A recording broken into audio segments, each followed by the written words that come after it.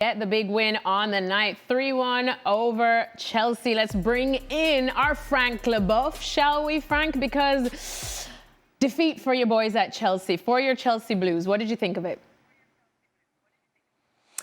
Well, I would have to say that overall, in terms of chances, Bayern deserved to win that game, but it could have been otherwise if Malo Gusto unfortunately didn't give the ball to Kane for Kane to score his second goal, and it almost killed the game in a way. I didn't find Chelsea in the second half, killers enough to come back. Even if Palmer scored, that goal was disallowed for 1 or 2 inches.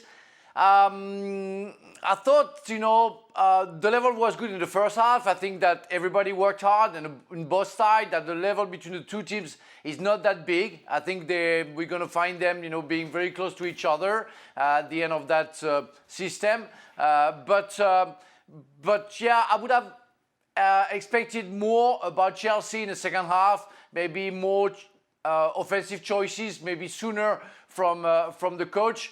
Well, it's a loss, and they have to be disappointed, but of course it's not the end of it. I think we're going to find Chelsea not too far, and I'm pretty sure they're going to go through.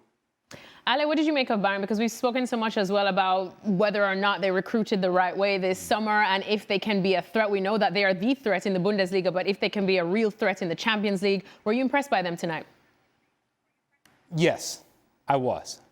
But the issues of the recruiting by Bayern Munich still linger and still remain. They are 1 or 2 injuries away from disaster. If you're Bayern Munich, you're thinking, we're still, as serviceable a player as Konrad Laimer is as a right back, he's not a right back.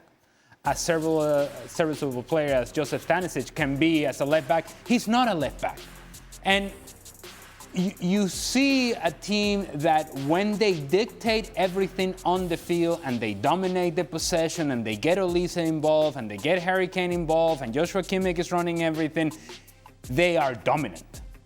And they are powerful and almighty. But when you get Bayern Munich turned the other way and actually running over distance, they get panicky when it comes to their defending. That's why Jonathan Tah is in a back and forth with Joao Pedro.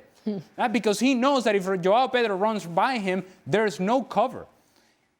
There are many instances, at least 3 or 4, in which Chelsea had an opportunity to exploit that transition. They did so with the Cole Palmer goal. But you go to the Enzo Fernandez chance very early in the match, and you think to yourself, man, these are the sort of sequences that you can expose Bayern Munich. Having said that, if I am going to highlight anybody out of the 22 players, can I just have a word about Harry Kane? And I think Jan would appreciate this. As strikers, your whole life has been about scoring goals. This is what you do. This is what makes you a player. You live and die on goals. And your statistics, depending on those goals, make a better or worse contract. It really is that simple. Harry Kane has managed, as he has gotten older, to find evolution and maturity to his game that go beyond just the goals. The goals are important. He hasn't lost that part. He's still scoring the goals. But a lot of the build-up from Bayern Munich goes through Harry Kane, dropping into underneath positions, little give and goes, little outlet passes, little turns, that then open everything up for Bayern Munich. A job that usually you would associate with a guy like, say, for example, Jamal Musiala, but he's not available. And so Harry Kane, you see him playing 1-2s on top of his own 18-yard box, and you're thinking, but that's not what a striker should be doing. And yet, the evolution and the maturity of his game is such that he still remains one of the best strikers in the world. But I would argue that right now, where he is, he's an even better player than he was 5 years ago. A total player, a total package, not just a goal scorer. He was outstanding tonight. Jan, do you agree with what Ale is saying about Harry Kane? Absolutely. I'm a big fan of Harry Kane, as is everybody who loves football. But I also have to praise with Vincent Kompany now, because, there are injuries. First of all, on the left back now, you had Stanisic out today, Guerreiro is out, Davis is out. That is just a left back. They don't have a right back. What if something happened to Kane? As Ali was saying, he's playing different positions in the team, so that is difficult. But it's also in a club. You're a coach in a club where something happened every day. We talked a lot about that. Max Eberl, he's going with his car to Uli Hoeneß every second week, and he tells him, you're too sensible, you do this, do that. You have Karl-Heinz Rummenigge sitting in the stands telling them what to do, not to do. And Vincent Kompany managed to kind of develop this team. And you can see, yes, they are in the league now, they have 14-2. That is a goal difference. They win against Chelsea, the world champion, by the way, the world champion of the world. Oh, Chelsea, here it is. Chelsea Football Club. The thing is that if we see the big clubs around the world and we see them, we analyze them, and we try to understand them every day, Kompany just goes on with his work. He's developing a team. He does what Ali had a good point when Musiala is out. Kane is coming even deeper to do that role as well. So sometimes we have to praise also coaches to keep their head cool, because it's not very easy to be cool at Bayern, as many coaches, much more experienced than Vincent Kompany has experienced. Well, Frank, we know that Chelsea fans are going to be after Jan after that, but Jan is right to remind us Chelsea are the world champions, Frank. So should they have put up more of a fight to make this game with Bayern a lot closer?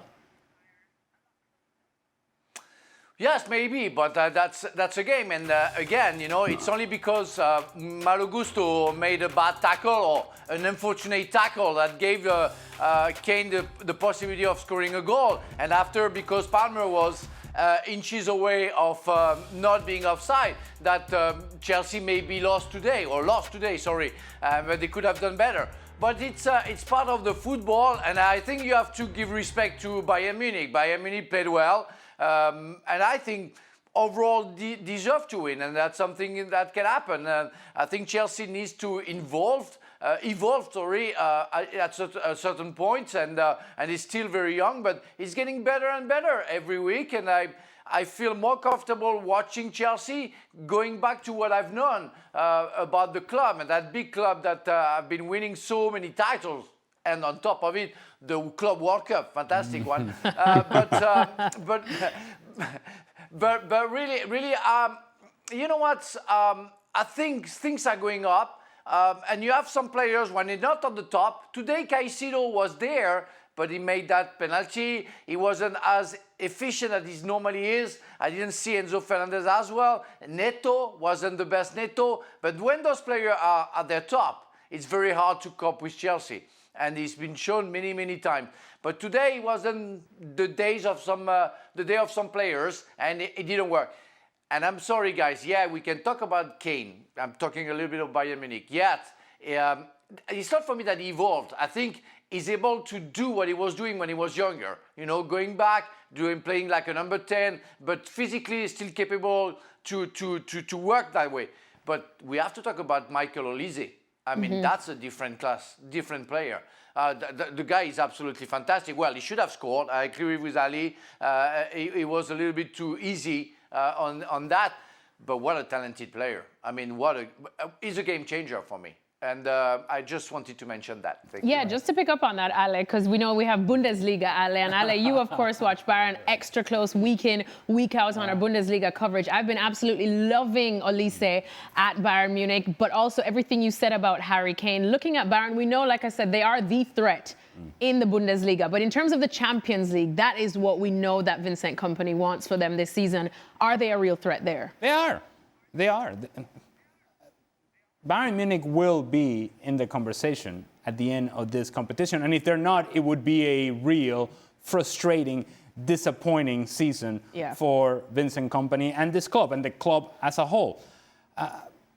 I just look at a team that is quite talented in the attack, but it's a team that has some flaws defensively. And you can expose some of those flaws. And I think as you play better teams, those things will become a whole lot more obvious to people that are picking Bayern Munich very early on as potentially a favorite in this competition. As for Michael Olise, he glides past as defenders. Makes it look all too easy, almost nonchalant, almost as if like, you know what, I guess I got to get out of bed today to do this. That's how he's very sleepy with his game and yet explosive. Effortless. Effortless. And the talent is undeniable. Yes. From Michael Olise. And what he's able to do on his own frees everybody else up because they don't need to help him. No, they don't need to do overlapping runs with him. They don't need to go and support him. Just give him the ball, and he's going to resolve his own issue, his own 1v1 situation. The way he goes about playing his game is unaffected by the image of Bayern Munich. Nobody's saying this about Michael Olise. Well, I tell you what, he needed some time to really understand German football and the Bundesliga. The moment he showed up, he was ready to go and ready to play. And there were a lot of names that were sort of hovering around Bayern Munich, including a guy who's no longer there, in Leroy Sané, who may have thought that he was going to play, and then he saw Michael Olise and he's like, oh, maybe I guess I'm just going to sit on the bench now because that guy is better and more effective than I have been with this club. Michael Olise has been excellent. There's no doubt about it. But I'm not surprised that the French guy brings up the French player. But they're desperate. Oh they're my desperate. God. Of course. Oh my God. First of all, Frank Leboeuf is a world champion. He can take Edith Piaf into this conversation, and we have to accept it. But listen. Secondly, I would just add to what you said about Olise. They are desperate to extend his contract now. They understand how important he is for this team. And yes, he got that sleepy approach, but he's still got the body language that he cares. He's so into the game, and they're desperate to extend his contract. So I think there will be a solution, because he got a contract without a clause. A lot of big players now have a clause in their contract so they can't go. So I think there will be a compromise here, that he will get a new contract and he will get a clause in, but he'll get a lot of money, even more than he has today. Fantastic football player. Frank is going to love this. Do not be fooled by the sleepiness, if you will, of Michael Olise. The guy's a killer. Oh, yeah. He's a killer. Stealthy. Sleepy killer. Yeah, sleepy killer is a dangerous killer. Those are the most dangerous killers. You can see more of Michael Olise. Sorry, Frank, I have to read the promo. About Cole Palmer. About Cole Palmer? Of course you have to bring in another Chelsea guy.